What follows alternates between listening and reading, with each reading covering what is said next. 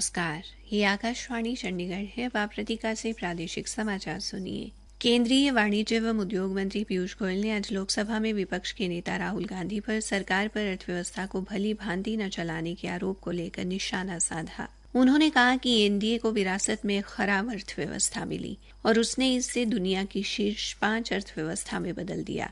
नई दिल्ली में मीडिया से बातचीत में श्री गोयल ने आरोप लगाया कि यूपीए शासन के समय विकास दर 8% से घटकर 4.4% हो गई। उन्होंने कहा कि यूपीए शासन के समय देश उच्च राजकोषीय घाटे, उच्च मुद्रास्फीति, कम विकास, बहुत कम विदेशी मुद्रा भंडार और भ्रष्टाचार से जूझ रहा था।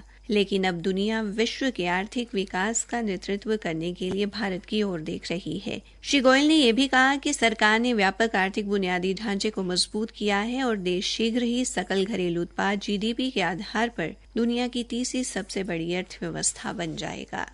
पंचकुला के ताऊ देवीलाल स्टेडियम में टीजीटी शिक्षकों के लिए आयोजित राज्य स्तरीय ओरिएंटेशन कार्यक्रम में मुख्यमंत्री नायब सिंह ने 7,441 टीजीटी शिक्षकों को नियुक्ति पत्र प्रदान किए। इस अवसर पर शिक्षा मंत्री सीमा त्रिखा, उद्योग मंत्री मूलचंद शर्मा, विधानसभा के अध्यक्ष ज्ञानचंद गुप्ता, उपाध्यक्ष रणबीर गंगवा और बीजेपी के प्रदेशाध्यक्ष मोहन लाल बडौली भी उपस्थित रहे। कार्यक्रम को संबोधित करते हुए शिक्षा मंत्री सीमा त्रिखा ने कहा कि उनकी सरकार सत्ता के लिए नहीं बल्कि सेवा के लिए है।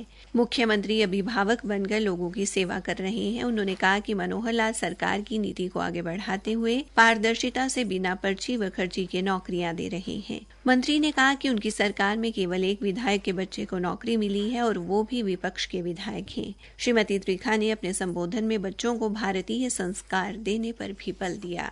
हरियाणा के मुख्यमंत्री नायब सिंह ने कहा कि पिछले 10 वर्षों में प्रधानमंत्री नरेंद्र मोदी के नेतृत्व में देश में तेज गति से विकास हुआ है और वंदे भारत जैसी रेलगाड़ी इसका उदाहरण है। मुख्यमंत्री कल चंडीगढ़ रेलवे स्टेशन से अमृतसर अजमेर वंदे भारत रेलगाड़ी से दिल्ली के लिए रवाना होने से पहले पत्रकारों से बातचीत कर रहे थे।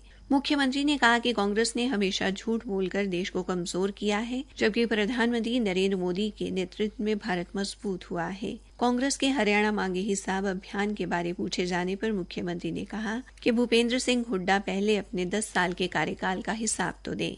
उन्होंने कहा कि पहले की सरकारों में गरीब व्यक्ति की थानों में प्राथमिक सूचना रिपोर्ट तक नहीं दर्ज होती थी, गरीबों को नौकरी नहीं मिलती थी, किसानों को फसल खराबे का उचित मुआवजा नहीं मिलता था और फसलों का न्यूनतम समर्थन मूल्य भी नहीं मिलता था। श्री नायब सिंह ने कहा कि आज हरियाणा में 14 फसलों की खरीद न्यूनतम समर्थन मूल्य पर होती है।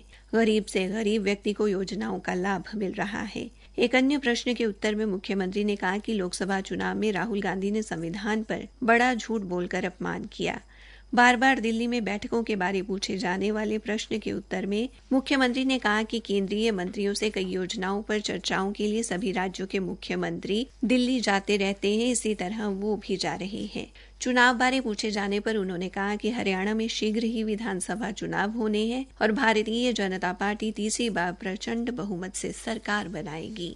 हरियाणा विद्यालय शिक्षा बोर्ड के अध्यक्ष डॉक्टर वीपी यादव ने सभी विद्यालयों से शैक्षिक सत्र 2024-25 हेतु कक्षा 10वीं व 12वीं में सीधा प्रवेश करने वाले अथवा विद्यालय बदलने वाले छात्रों के अनिवार्य दस्तावेज प्रवेश दिए जाने की तिथि से 1 महीने तक बोर्ड की आधिकारिक वेबसाइट पर दिए गए लिंक पर अपलोड करने को कहा है। उन्होंने कहा कि कक्षा 10वीं में दाखिला लेने के लिए कक्षा 9वीं अथवा 10वीं की अंक तालिका, स्थान छोड़ने का प्रमाण पत्र और स्थानांतरण प्रमाण पत्र की प्रमाणित प्रति अपलोड करनी होगी। उन्होंने बताया कि अन्य राज्यों से आने वाले छात्रों का सक्षम अधिकारी से प्रति हस्ताक्षरित स्थान छोड़ने का प्रमाण पत्र और स्थानांतरण प्रमाण पत्र अपलोड करना होगा। डॉक्टर यादव ने बताया कि इसी तरह कक्षा 12वीं में दाखिला लेने हेतु कक्षा 10वीं का प्रमाण पत्र अपलोड करना अनिवार्य है। इसी के साथ ये समाचार बुलेटिन समाप्त हुआ।